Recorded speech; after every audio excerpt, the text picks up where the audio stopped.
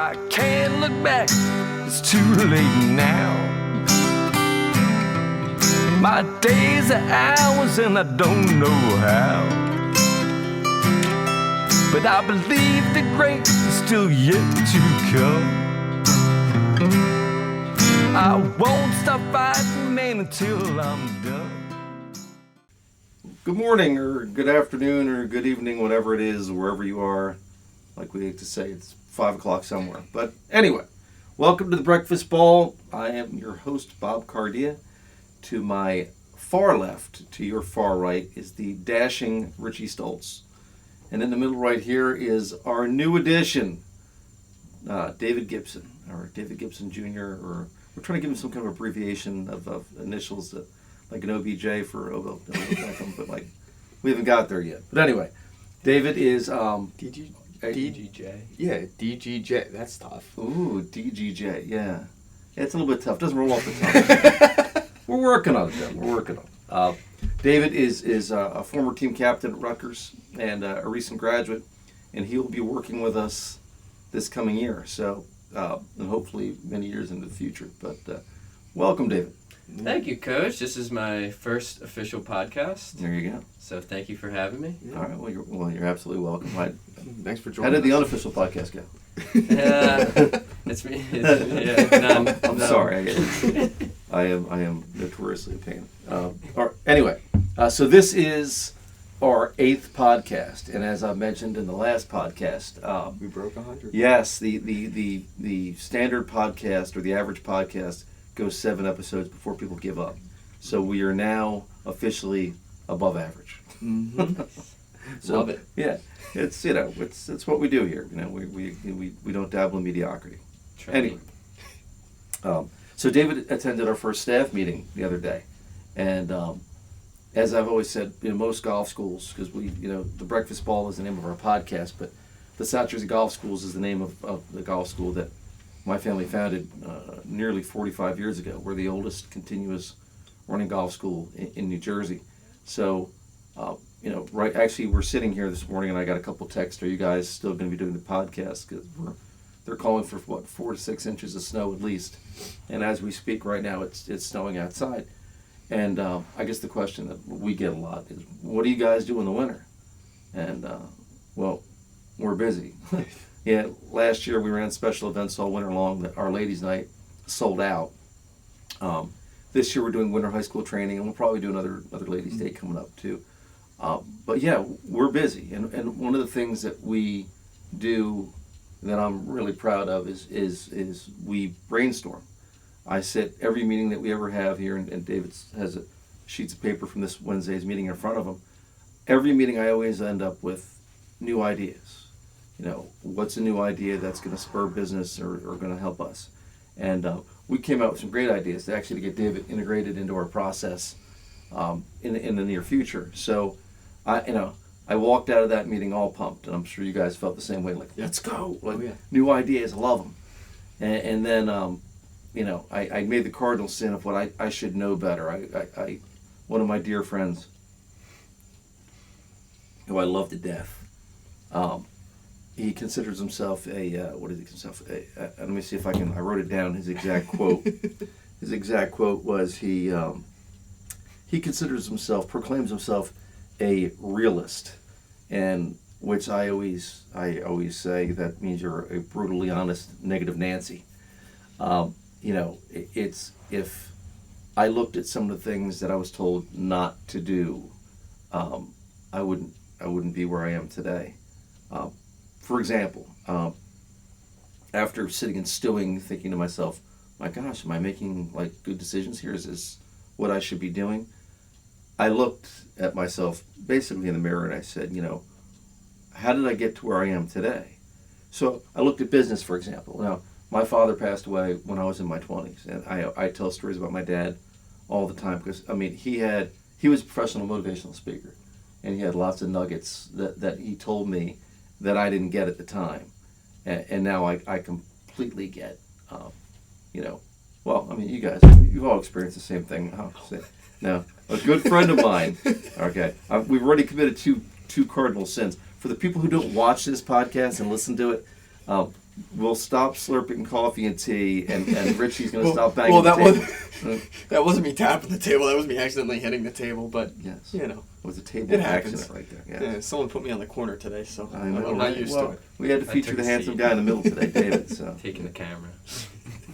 So I regrouped and I went to think about stuff because I bought some property on a lake a couple of years back, I guess 3 years ago now.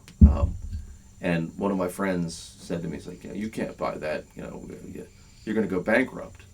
And to this day I sit back and I look at the value of that home, and I have nice equity in that house.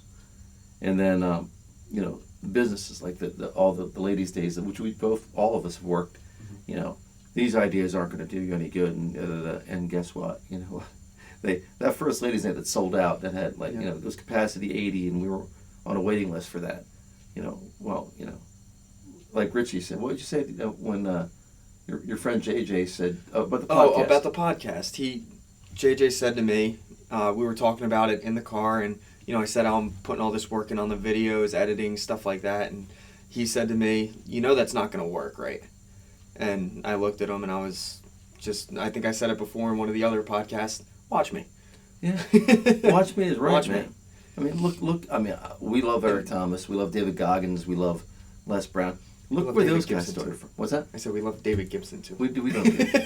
That's why David's in the middle. Yeah. Sorry.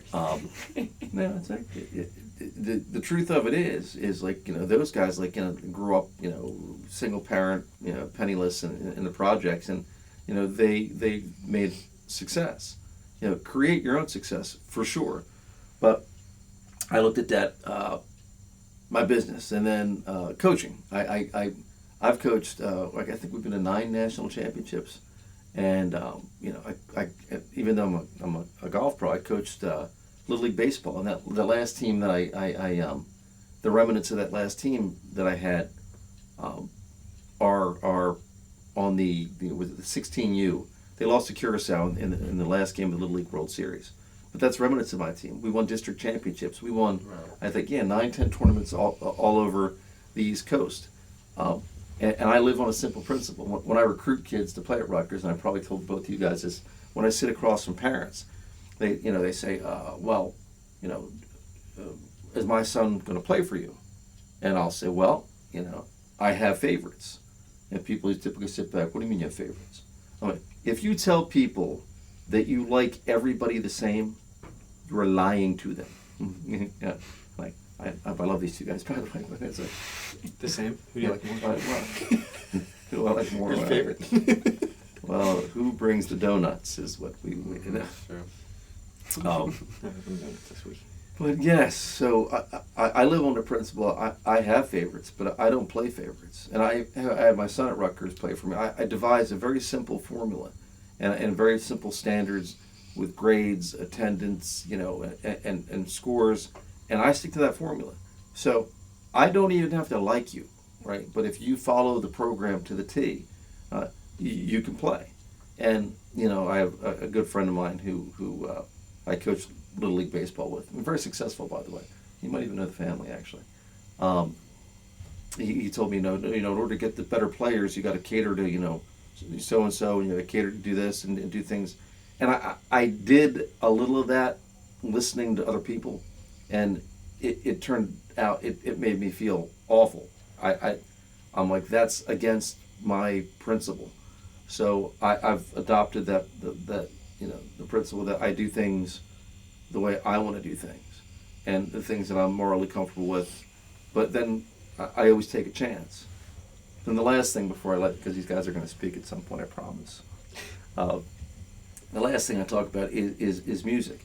And actually, David and I were just having this conversation when Richie was upstairs. I consider myself purely junior varsity. I play the guitar, I write songs. I've performed with my buddies who are musicians. And for years, I didn't do it. Gosh, it's probably almost 20 years ago now. But I wrote a couple songs, and I left them sitting out. And one of my dear friends and his, actually my other buddy's girlfriend, were reading them unbeknownst to me, and I came in the room and they were basically ripping them to shreds. I mean, they were saying, what the flip is this, and you can't write, and da da da da da da, and it put me on the spot. Like I thought to myself, you know what, they're right. What the hell am I doing? I can't do this. This is. So I put that down for years, and it actually was like one of those. It was almost like a bullying moment, like where they wouldn't let it go. So I started back up.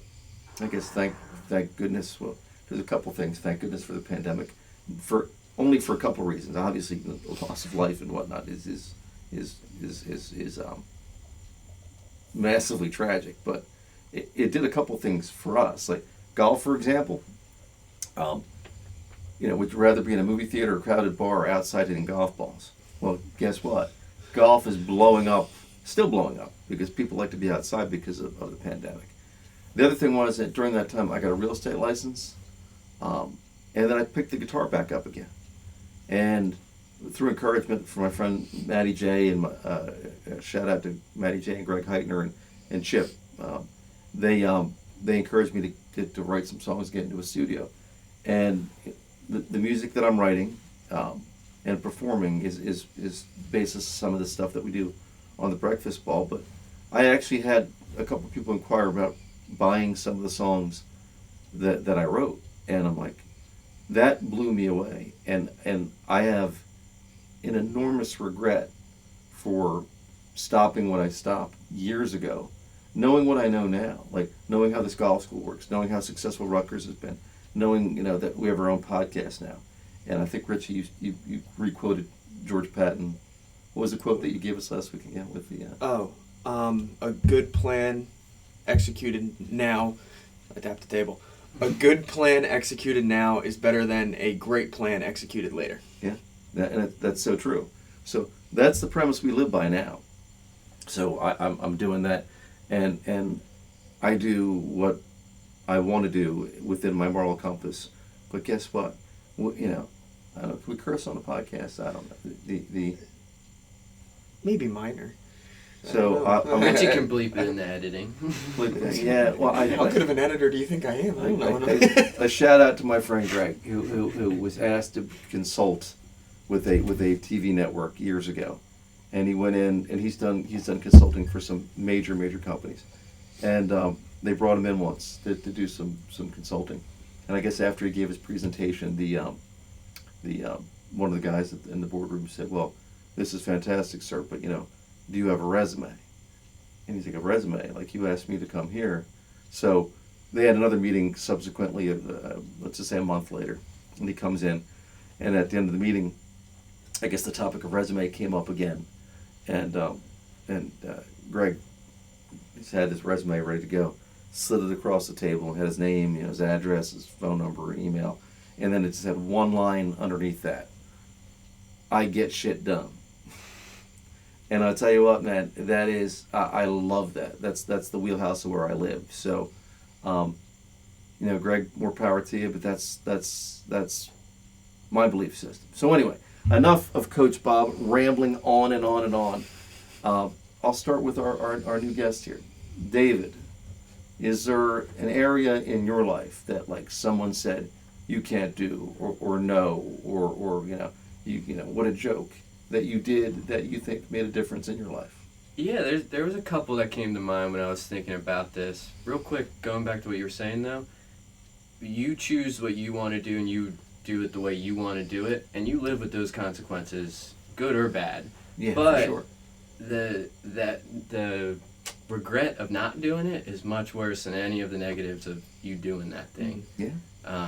But so that just made me think of that. But yeah. Going back to one of the things that this made me think of, this topic of people being kind of pessimistic, was in high school. I actually played lacrosse for years, and during middle school and going into high school, golf and lacrosse the same season. So I kind of had to make a choice, and at the time my friend group were all the lacrosse bros, and they were all trying to get me to go there. They'll push you one way. Yeah, exactly. And golf is no fun. What are you going to do there? I ended up going the path of more resistance, and kind of it was a struggle, and I got a lot of crap for it, but when it comes down to it, was my decision, you know, and I chose to make that decision and live with it, and I'm so happy I did. Right. You're sitting in the middle of the Played table right you now. played college You golf. did. You're going to start teaching golf. Yeah. I mean, And you then don't as know. a team captain, yeah. And there's so many kids, oh, you got a better chance getting a scholarship or playing college lacrosse than golf. And even as a young kid, I went, where's my passion at? You know, what do I really see myself pursuing and enjoying? So Yeah. I kind of took that leap of faith and paid off. No, I love that. That's it's true. Yeah, because I told my own daughter, like, she's got a good little golf swing. Like it's got a ways to go, but she hits the golf ball well for someone who hits the golf ball as infrequently as she does. And the inverse of that is women's golf scholarships are easier to achieve than men's golf scholarships are. But I hear water running in the pipes above the studio here. So for our you don't viewing freeze. audience, sorry about that. But she's like, well, my friends dance, or my friends do this, or my friends do that. I'm like, you know what? The truth is, and I consider myself blessed because I have a handful of lifelong friends that I've known since I was a child. But in reality, 99% of the people that you know when you're in high school, when you get to be 40 years old, you don't talk to them anymore. And the cool crowd, and I could think of the one kid in the cool crowd. My parents always said this to me back in the day. The cool crowd's going to fade. Yeah, the one guy that was like super cool, you don't even want to tell you what happened to that kid. I think he did 3 to 5. I'm just saying, like, he got himself in all kinds of trouble. So you don't know. Like, be true to yourself. Anyway, the dashing Richie Stoltz. What story can you tell us about somebody said no, and it turned out to be a life changer? Well, how long do you want the podcast to go? We can go. You're right. So I want to touch on 2 things real quick too. One, David mentioned regret. I live my life off of making sure that I have no regrets. Right. So whatever it is, the decision I make, it's the decision I'm not going to regret doing later on. The other thing is, oh my God, they're tapping the table. That's going to kill me. Yes, you're tapping the table. Yes. I'm going to get it. Yes. I'm going to get it one of these I days. know. Because for the people who don't watch us and listen audio, and I have a dear friend of mine who suggested, stop drinking next to the microphone, stop tapping the table. So I think I might be the drink guy and Richie the tap the table guy. So that's I sit with my hands in my lap, just kind of try not to tap things. But anyway, go. We're gonna get there. We're learning. Episode 8. Episode 9. There'll be no tapping. No tapping. Yes. The tap free zone. The other thing is, whatever you do in life, someone's gonna tell you no. Oh, yeah. So it's it doesn't matter if it's the right or wrong decision. There's gonna be one person that tells you it's right, one person that tells you it's wrong. Mm. So whenever you make that decision, it's based off of whatever you want to do, whatever you feel is right. Yeah. Now my decision was, I almost tapped the table again. Yeah, You saw that? that's what I saw. My decision was moving to North Carolina and turning pro. Mhm. After I played for you, there was a lot of people that, they always, it's impossible, it's tough, those guys are good, this, that, the other. Well, sure, they're good. I know they are. But why can't I be as good as them? Why do you think I can't do it, but they can? Right. So that was one of the decisions. In fairness, and for those who don't know, Richie was he wasn't a starter at that point, but he was part of a national championship team at Methodist. And then he came to play for us and became an All-American, and actually has a Rutgers record for most consecutive tournament victories. I think he won 4 tournaments in a row. I think 4 in a row. Yeah. So, why not you? Yeah, why not me? So that was just, I knew I wanted to try and play professional golf. So it was, if I didn't do it, I was going to regret it later on. So instead of facing that regret, I just went and did it, whether it was right or wrong. And, like you said, you may face the consequences. I don't even think of it facing the consequences. I think of it as, if I fail, well, now I just learned something. Mm-hmm. So I didn't even face consequences. I just learned something from it. So that's going to help me later on with whatever it may be. It's not really a failure. Yeah, it's not a failure. It's No. it's a learning experience. Yeah, and you see that a lot on motivational. You're going to fail your way to success. So, Yeah. It's an awesome concept. Probably not an overly new concept, but I think you guys know my favorite artist is Johnny Cash. I've read multiple books, movies, and I followed his career. Obviously, what I love about Johnny Cash is he's well, I don't know if he still is, but he's putting albums out years after he passed away because he's recorded so much stuff that was in archives. That and there was actually one album that was released a couple of years back that was like an album. I guess he had a dispute with one of his record labels. It was an album that was never released from almost from his prime. So well, a little after his prime, but I love it. So the quote I read, and I'll put. Sorry, I got to put my glasses on, folks, to do this one. He said, "I'm not really concerned about boundaries. I just follow my conscience and my heart. That's what I do. Compassion is something I have a lot of because I've been through a lot of pain in my life. Anybody who has suffered through a lot of pain has a lot of compassion." I love it. I that's, you know, a lot of Johnny Cash stuff, you know, they said he's a walking contradiction, partly fact and partly fiction. But, you know, the self-belief system and doing what, you know, what he thinks is the best thing to do. Did you guys see the movie, by the way, Walk the Line? I didn't. Is that the new one? No, I think Reese Witherspoon won the best female actress, and it was nominated for Best Picture. But it's again, he did one of his most famous albums was live in Folsom Prison and live in San Quentin Prison, and you know, in the movie, one of the record producers like, look, you know, you're a Christian kind of guy, and you know, people don't want to see you go into prisons performing in front of murderers and thieves. You know, that's not good for image. And Cash looked at him and he said, well, then they're not real Christians then. Basically meaning that's what you're supposed to do. You're supposed to tend to the people that are not the most virtuous people. And honestly, you know, that's like that's, you know, people don't think that way, but he lived on his moral compass. Anyway, any thoughts on that? I love the song "Hurt" by Johnny Cash. Yeah, it's my favorite. It was a great song, man. Actually, I try to write some of my songs that way. So I'm actually working on a song right now called "Hold the Rocks" that like has that vibe to it. It's funny, for as positive as I always preach and picture and do. My friend MC would tell you, if you listen to my playlist, you'd probably be depressed. But it's yeah, no, I love that song too. That's actually he didn't write that one. I think Trent Reznor wrote that one. But like after hearing Cash's version of that song, he was like, wow, like, that is now your song. Yeah. And the way that whole thing. There's another song he did. If you're listening, "September When It Comes," because he ended up passing away in September. It was a song he recorded with his daughter. Very, very, very powerful stuff. I gotta try that one. I haven't heard that one. Yeah, give it a go. Governor Stoltz, Dashing Richie Stoltz. Any thoughts on that? I mean, just live your life on your terms. Mm-hmm. You know, it's your life, no one else's. So, I don't know. I just don't listen to other people. Yeah, I try not to, man. I mean, that's just, for me, it's simple. For other people, it's difficult. I know people that want to listen to everyone else and what they have to say, but I just block them out and live on my terms, whatever I want to do. That's why we're sitting here. Yeah. Episode 8, we're above mediocrity. We're battling. Yes. I love that. I do.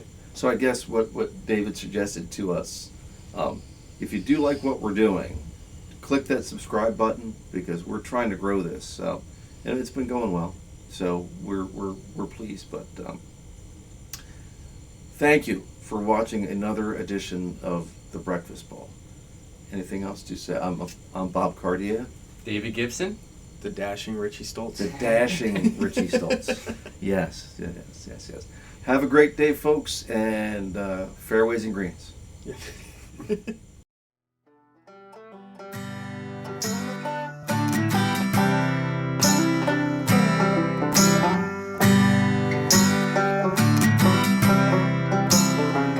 Glass of bourbon, ha. My bourbon, ha. My bourbon, ha. Alcohol. Because no great story ever started with, I'll have a salad.